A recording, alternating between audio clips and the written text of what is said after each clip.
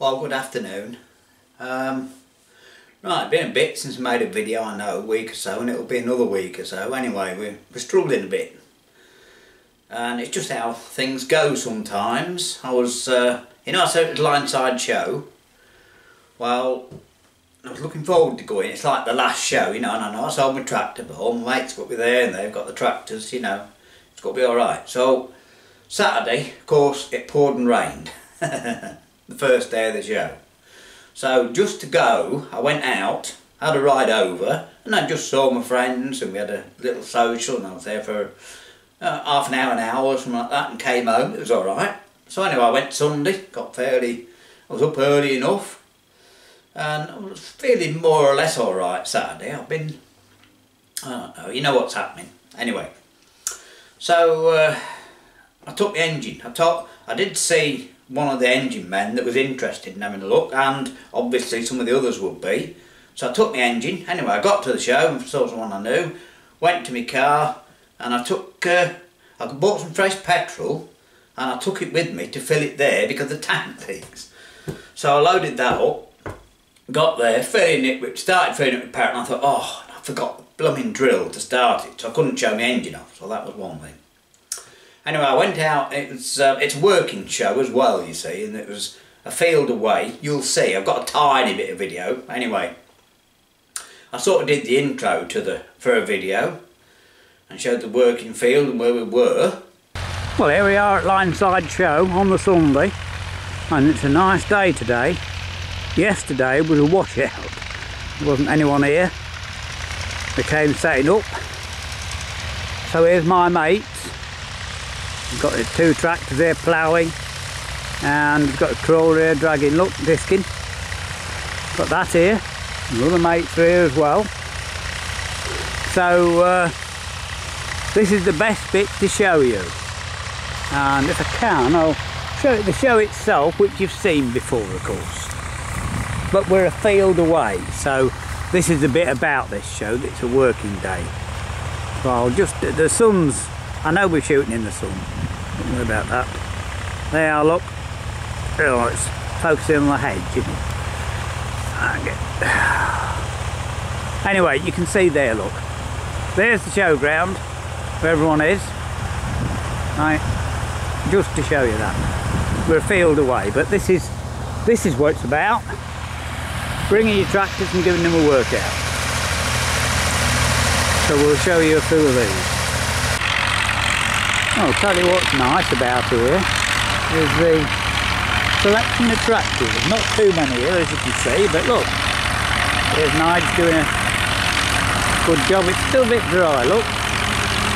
35. And you saw the others up there. And then it was sort of time for the tractors to come back. One or two came back, they were going in the ring, so I come back and I found several people to talk to. I had a nice time talking to them for quite a while, and I thought, well, I'll have a bite to eat. So I made a mistake, didn't I got a bacon sandwich, and I don't know, it was this happened at Eckington, didn't it, a bit. Anyway, I thought, it made me feel a little bit ill, so I went to sit down in the car and I thought, I better come home, and I was. And so it's Tuesday today, this was Sunday, I wasn't very good yesterday, so it's just how it is. Anyway, what I've also been trying to do, after selling my tractor, I want something here, I said this, I want something here that's not got to be a liability, and something I can play with. And I thought about getting a small stationary engine, and I thought about a Lister D. There's one Lister here, I've tried a bit more, but there's one of them. Well, there's lots about, they're not that expensive, and I've had a look for sale. Well, of course, they're all the other end of the country, aren't they? And I've been looking for a couple of weeks, and just heard today there's been some sold locally by someone I know, someone told us, someone we know well, said, oh, he's just sold all these, it's how it's going, so I'll get one sometime. Anyway, yesterday, so everything comes by, doesn't it? Everything comes by chance. So I'm looking on the Facebook This Today page, you see, to see what's about one thing and another and find out information about them. Well, not information about them, I know about them. I just want a running one, you know, they're not that expensive and I can easily afford one, you know, and it can sit here and it doesn't matter. That's all it's about. So anyway, someone made a log splitter one. Now remember I made one. It did before, but it should do now.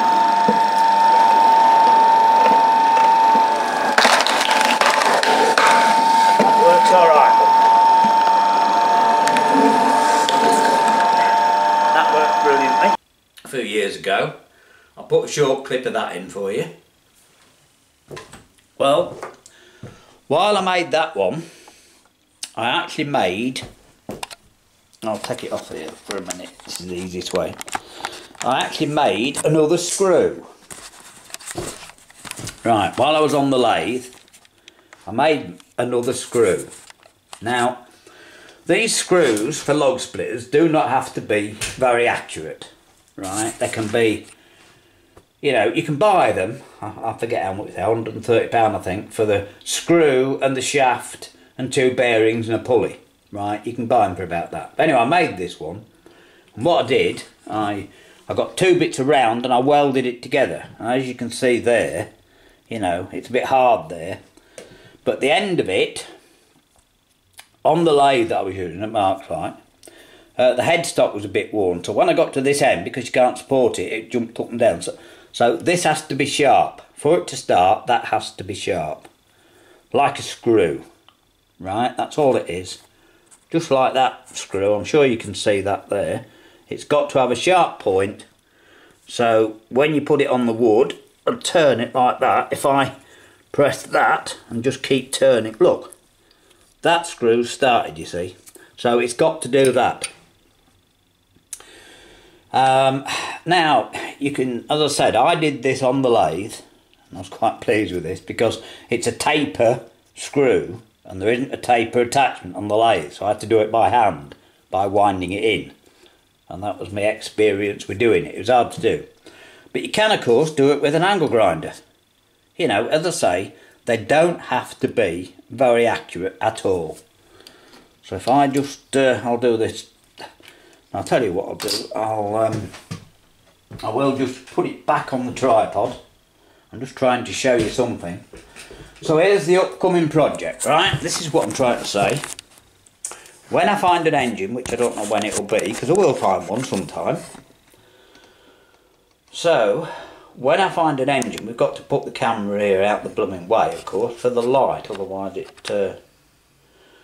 gets the light, doesn't it? There you are, you can see it there without it glaring in the light, that's all I'm trying to do. So I'll just show you that you could actually, if you haven't got a lathe, turn it round. It is possible, just with an angle grinder, to cut the slot, because that's hard and it does need doing a bit deeper.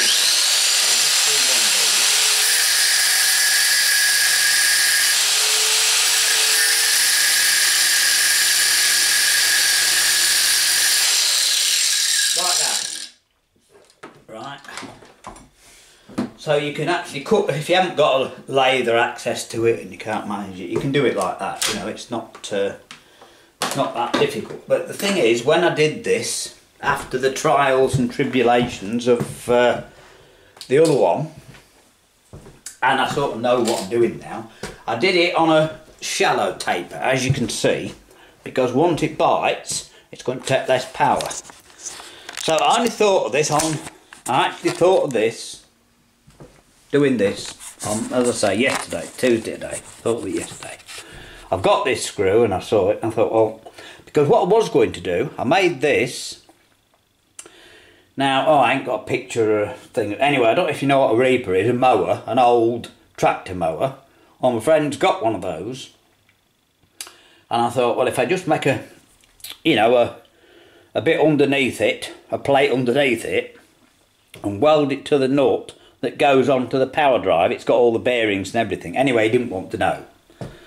So I thought, well, this will be a roughly made one, by the way. It's not going to be a posh one like the other one. It's got to be a roughly made one. But I think it'll work all right. well, I'm sure it'll work all right. All it's got to do is go round. And because the way the lathe goes and things, I had to do a left-hand thread. Doesn't matter which way around it goes. So anyway, all I've got to do is, I thought, car drive shaft. You see, you need a shaft, right? And a pulley. I thought, car drive shaft, right? So all you've got to do is weld this to a nut that goes on the end of the drive shaft. Something like that, right? That's about the size of the nut that's on it. Just weld it to that, it'll be plenty strong enough.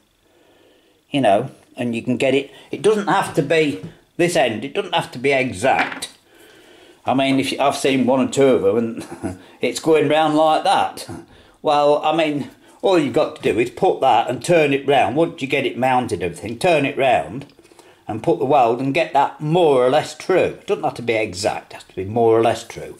But like I said, that I would have to file it up by hand or use the angle grinder or a Dremel or something, just to get that sharp, because it does have to be sharp to start. That's all there is. So what you do is you weld your nut on, and then you screw that onto a drive shaft at the end, and use the hub and just roughly weld, make a frame or something. You know, we've got some bits of metal, haven't we? Whatever, I can get that.